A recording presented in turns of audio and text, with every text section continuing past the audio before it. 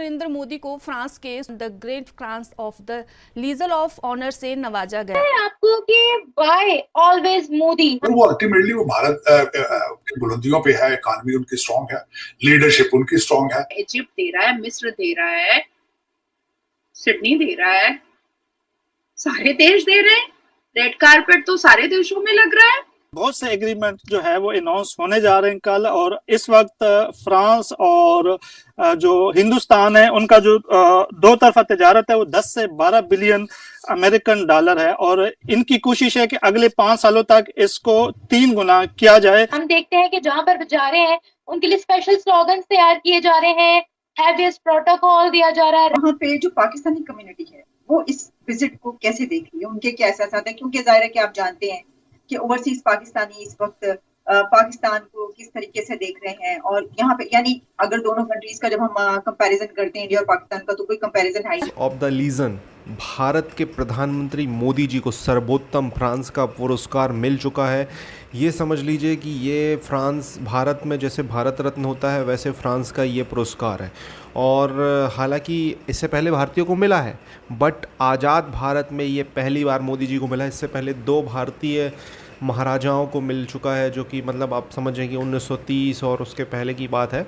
तो उस टाइम पे मिला होगा। अब जो उस टाइम पे रियासत थी उनके ऑफिशियल तौर पर फ्रांस से कुछ बहुत घनिष्ठ रिश्ते रहे होंगे, तो उसके बारे में मुझे अभी कोई जानकारी नहीं है।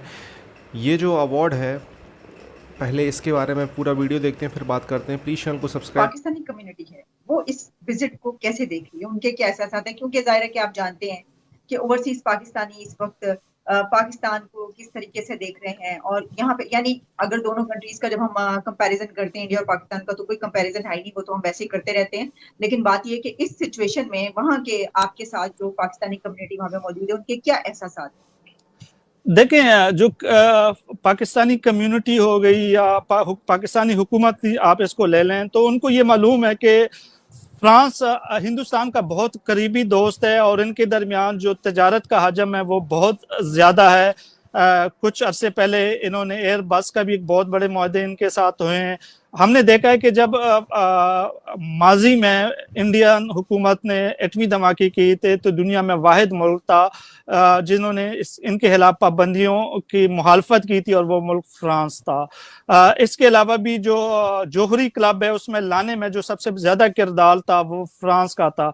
और फ्रांस ने हमेशा चाहे वो अक़वाम मुत्तहिदा हो, चाहे यूरोपियन पार्लियामेंट में हो, फ्रांस के हवाले से फ्रांस ने इंडिया के हवाले से एक बहुत ठोस मौक़िफ़ अपनाया है। और इसी वजह से हमने देखा कि पिछले कुछ सालों में जो फ्रांस और पाकिस्तान के ताल्लुकात इंतहाई कशीदा थे। हालांकि जो पिछली हुकूमत थी उसमें 2 साल तक पाकिस्तान का जो सफ़ीर था वो भी फ्रांस में नहीं था।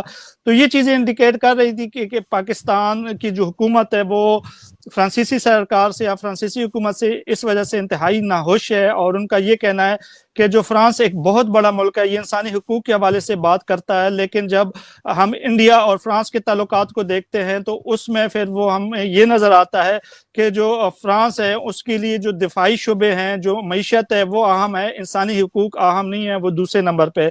तो यही चीज़ें हमें पाकिस्तानी जो कम्युनिटी है वो भी इन चीज़ों से जाहिर बात है कि इतनी खुश दिखाई नहीं देती। हम देख रहे हैं कि जो दौरा कर रहे हैं, बड़ा प्रोटोकॉल मिल रहा है, बड़े अच्छे से वेलकम कर रहे हैं। फ्रांस का जो विजिट किया गया, बेस्टिल डे के लिए स्पेशल इनविटेशन दी गई है गेस्ट ऑफ ऑनर के तौर पर। क्या लगता है आपको कि व्हाई ऑलवेज मोदी? हम देखते हैं कि जहां पर जा रहे हैं उनके लिए स्पेशल स्लोगन्स तैयार किए जा रहे हैं, हैवीएस्ट प्रोटोकॉल दिया जा रहा है, रेड कारपेट बिछाए जा रहे हैं।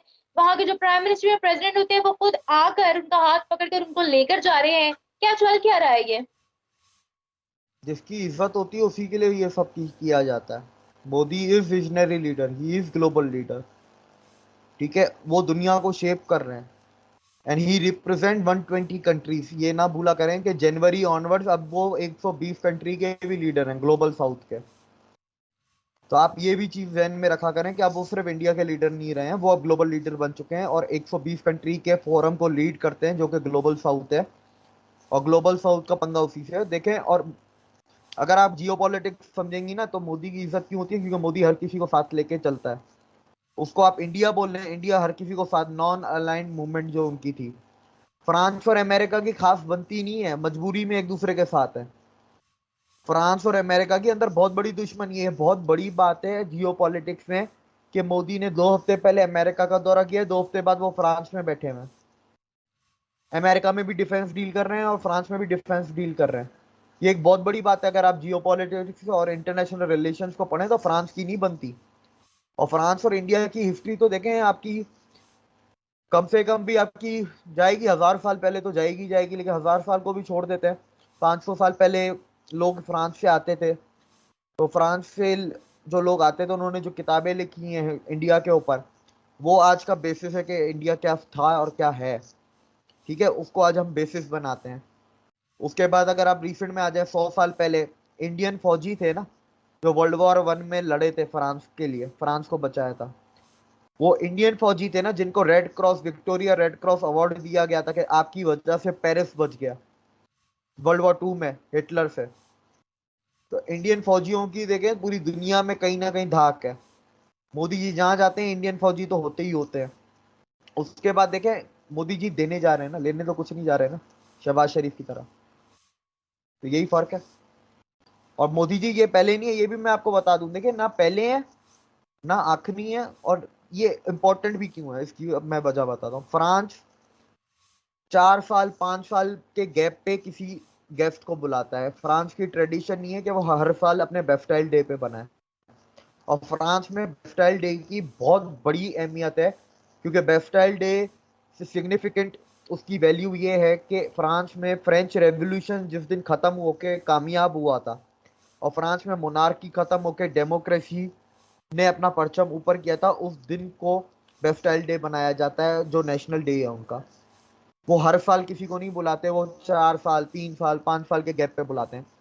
इसके अलावा अगर आप जाएं तो दोस्तों ये वीडियो यहाँ पर होता है समाप्त। आपने देखा किस तरीके से इस वीडियो में बात हो रही थी। फ्रांस के जो प्रेसिडेंट मैक्रोन हैं उन्होंने ट्विटर पे हिंदी में ट्वीट किए हैं मोदी जी को लेकर, और फ्रांस के जो प्रधानमंत्री हैं, महिला हैं, वो मोदी जी को रिसीव करने आई। और ऐसा बहुत ही रेयर केस में होता है। मैं आपको बताना चाहता हूँ कि ऐसा जो बाइडेन के लिए हुआ है और फिर मोदी जी के लिए हुआ है, नहीं तो बहुत रेयर केस में होता है। इसका मतलब ये है कि फ्रांस भारत को लेकर बहुत ज़्यादा सीरियस है और भारत को ऑफिशियली अपना बहुत क्लोज़ पार्टनर मानता है।